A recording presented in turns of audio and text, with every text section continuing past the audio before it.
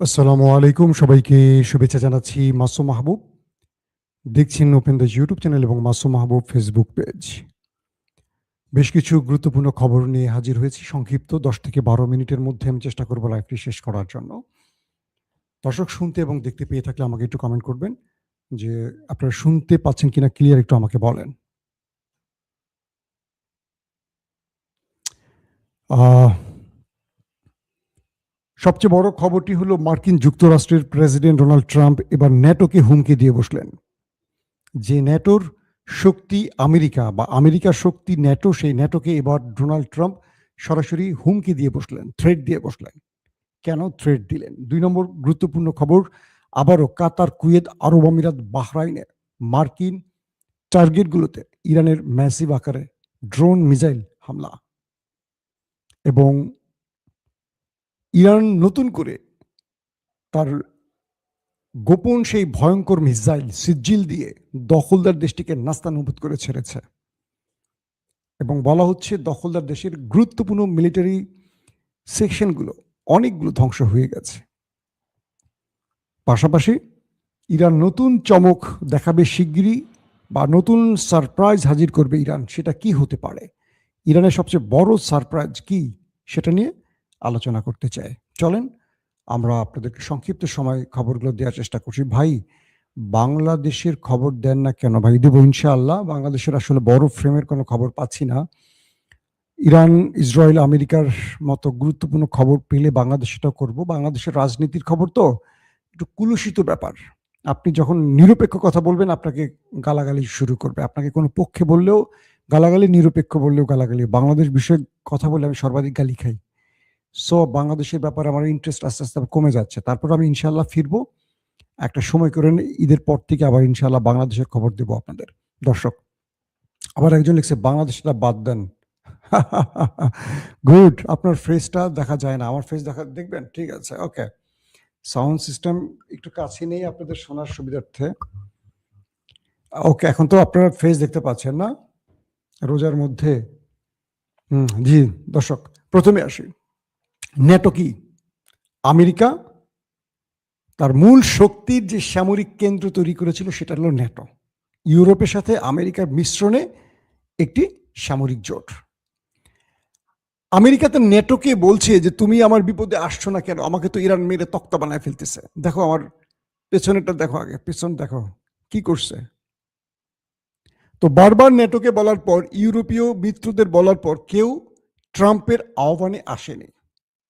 এবার ট্রাম্প খেপে গেছেন। খেপে উল্টো ন্যাটোকে হুমকি দিচ্ছেন, তোমাকে আমি দেখে নেব। বুঝতে পারছেন? ট্রাম্প বলছে ন্যাটো আমি তোমাকে দেখে নিব, তুমি আমার বিপদে আসছো না, তোমাকে এবার আমি দেখে নিব। তার মানে আমেরিকা ট্রাম্প বোঝাচ্ছে যে তুমি যখন বিপদে পড়বা আমাকে পাশে পাবা না, অথবা আগামী দিনগুলোতে তোমার দেশের উপর স্যাংশন বা বিভিন্ন রকম বিধি নিষেধ হয়তো আমি জারি করতে পারি। তার মানে যখন ট্রাম্প ন্যাটোকে ধমকি দিচ্ছেন তখন বোঝা যাচ্ছে কি ইরান বিজয়ের পথে। একদম সহজ বাক্যে, ইরানকে কাবু করতে পারছে না, দুর্বল করতে পারছে না, তাই ন্যাটোকে থ্রেট দিচ্ছে ডোনাল্ড ট্রাম্প। খুব সহজে বোঝেন, যখন ন্যাটোকে ট্রাম্প ডাকবেন আর ন্যাটো আসবে না, তখন কি বুঝবেন যে আমেরিকা ইসরায়েল মিলে লড়াই করেও ইরানকে দুর্বল করতে না পেরে এখন ন্যাটোকে ডাকছে। তার মানে ধোলাইটা কে খাচ্ছে আর কে দিচ্ছে, এটা আপনার কাছে ক্লিয়ার। আসেন ২ নম্বর খবর, কাতার, কুয়েত, বাহরাইন, আরব আমিরাতে ব্যাপক অ্যাটাক করেছে ইরান। মার্কিন বিভিন্ন ঘাঁটিকে টার্গেট করে এই 4টি দেশে বড় রকম ড্রোন এবং মিসাইল অ্যাটাক করা হয়েছে। ইরানের পক্ষ থেকে বলা হয়েছে তারা প্রতিরক্ষা বহু ভেদ করে এই 4টি দেশের মার্কিন স্বার্থ সংশ্লিষ্ট বিভিন্ন দফতর, ঘাঁটি, অফিস, বেজ টার্গেট করে হিট করেছে। কিছু ভিডিও তো দেখা গেছে এই 4টা দেশের মার্কিন ঘাঁটি থেকে আগুন দাউ দাউ করে জ্বলছে। তার মানে আমেরিকাকে এখনো খুঁজে খুঁজে তাড়া করে ইরান ধোলাই চালাচ্ছে। এবং আরব আমিরাতের উপর একটু বেশি অ্যাগ্রেসিভ অ্যাটাক চলছে, কারণ আরব আমিরাতের বিরুদ্ধে ইরান অভিযোগ তুলেছে যে খার্ক দ্বীপে যে আক্রমণটা হয়েছে এটা আরব আমিরাতের ঘাঁটি ব্যবহার করে করা হয়েছে, এবং আরবের মধ্যে সর্বাধিক আরব আমিরাতের ঘাঁটি আমেরিকা বেশি ব্যবহার করেছে, এবং কাতার কুয়েতেরটাও ব্যবহার হয়েছে। কাতার কুয়েতে ব্যবহার হয়েছে বলে সেখানেও ইরান আবারও ধোলাই চালিয়েছে। ইরানের কয়েকটি সূত্র দাবি করেছে কাতার কুয়েতের গুরুত্বপূর্ণ দুটো বেজ মোটামুটি ছাপা করে দিয়েছে ইরানের মিসাইল এবং ড্রোন। সেখানে ফায়ার ব্রিগেড দীর্ঘ সময় ধরে আগুন নেভাবার কাজে ব্যস্ত ছিল। মানে কি পরিমাণ আগুন জ্বলেছে দর্শক। তারপরের গুরুত্বপূর্ণ খবরটি হলো এ পর্যন্ত কত মিসাইল এবং ড্রোন মেরেছে ইরান। একটি তথ্য এসছে 3600 ড্রোন হিট করেছে। তার মানে বোঝেন কামিকাজি ড্রোন মানে কি, আত্মঘাতী ড্রোন। 3600 ড্রোন যদি ইরান মেরে শত্রুকে ঘায়েল করতে মেরে থাকে, তার মানে তাদের ভান্ডারে আরো কত ড্রোন আছে। আর মিসাইলের ক্ষেত্রে বলা হচ্ছে 700 থেকে 800-র মতো মিসাইল মারা হয়েছে। এর মধ্যে ইরান প্রথম দিকে তার কিছু দুর্বল বা পুরনো আদলের মিসাইল মেরেছে। ইরান বলছে যে এখন পর্যন্ত আমরা যে মিসাইল ব্যবহার করেছি এগুলো এক যুগ আগের মিসাইল, এবং আমরা যে লাস্ট 12 দিনের যুদ্ধ করলাম ইসরায়েল ইরান, সে যুদ্ধের পর ইরান তার পজিশন বুঝে যে নতুন মিসাইলগুলো তৈরি করেছে। অর্থাৎ 12 দিনের যুদ্ধে, ইরান ইসরায়েলের 12 দিনের যুদ্ধের পর ইরান তো বুঝতে পেরেছে যে কোন ধরনের মিসাইল দিয়ে তাদেরকে ঘায়েল করা যায়।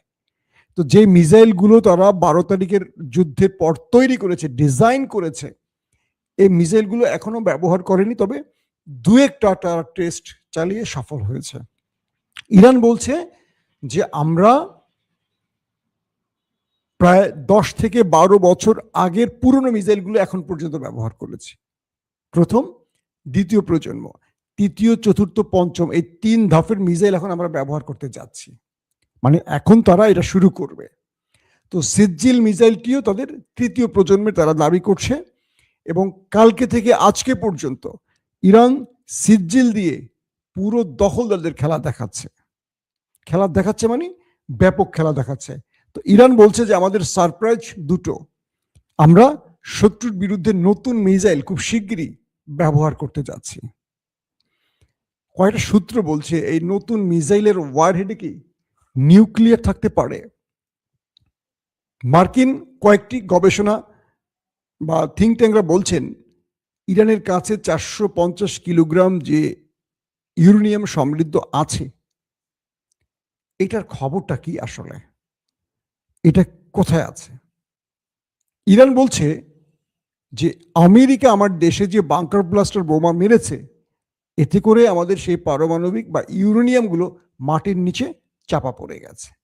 মানে ইরানের মানে খেলাটা কি দেখেন, বলছে যে আমার দেশে কোনো ইউরেনিয়াম এই মুহূর্তে আর নেই, যেটুকু আছে ছিল সেটুকু আমেরিকার আক্রমণের পর সেই মাটির নিচে থাকা বাংকারগুলো বন্ধ হয়ে আটকে গেছে, এবং মাটি চাপা পড়ে সেগুলো ধ্বংস হয়ে গেছে, সেগুলো আমার কাছে নেই।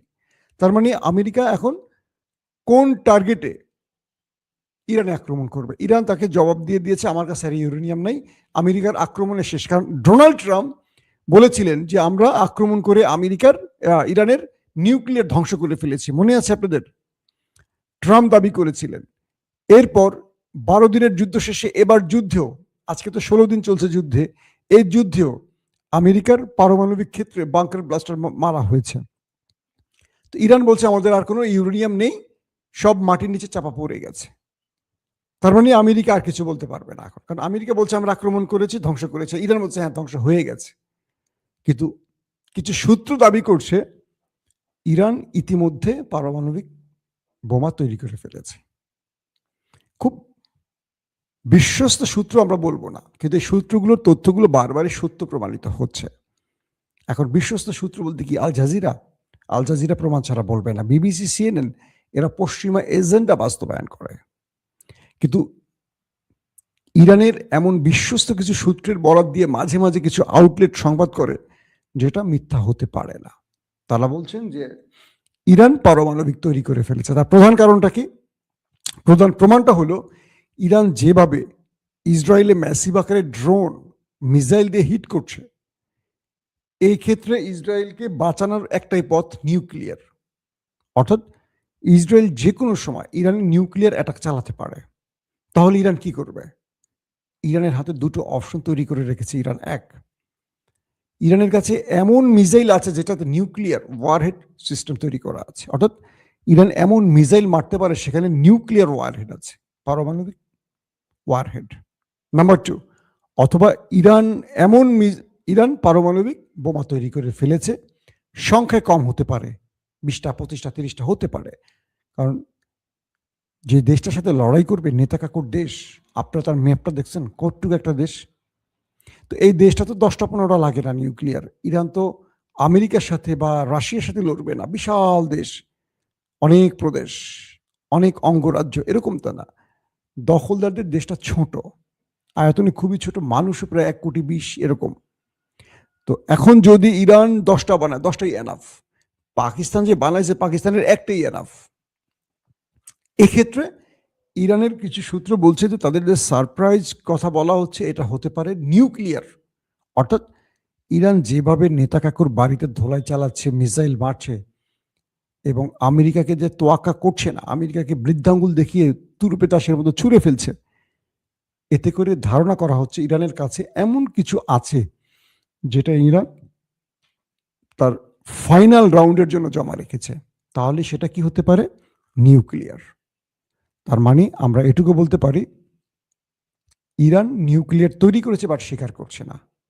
আর আমেরিকা ইরানের সেই নিউক্লিয়ারটা ধ্বংস করতে বারবার আসছে, বারবার সেই নিউক্লিয়ার ধ্বংস করতে আসছে, এবং সেই নিউক্লিয়ার ইরান খুব গোপন সংরক্ষিত স্থানে জমা রেখেছে। যদি ইরানে নিউক্লিয়ার অ্যাটাকের সুযোগ তৈরি হয় তাহলে ইরান নিজে আগেই হয়তো নিউক্লিয়ার অ্যাটাক করে বসে পড়বে। গেল এই বিষয়টি।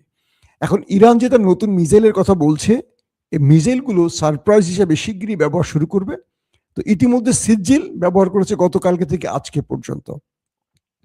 ইরানের এই সিজিল অ্যাটাকে কয়েকটি গুরুত্বপূর্ণ খবর পাওয়া গেছে যে এরকম কালকে যে অ্যাটাকগুলো করেছে বা আজকে পর্যন্ত যে অ্যাটাকগুলো ইরান করেছে সেখানে গুরুত্বপূর্ণ সেনা কমান্ডার, নেতা কাকুর যে আইডিএফ বা তার যে গুরুত্বপূর্ণ সেনা কমান্ডাররা যারা যুদ্ধ পরিচালনা করছেন, মূল জেনারেলরা, মূল মাস্টার মাইন্ড যারা সেনাবাহিনীর, তারা ওপারে চলে গেছে।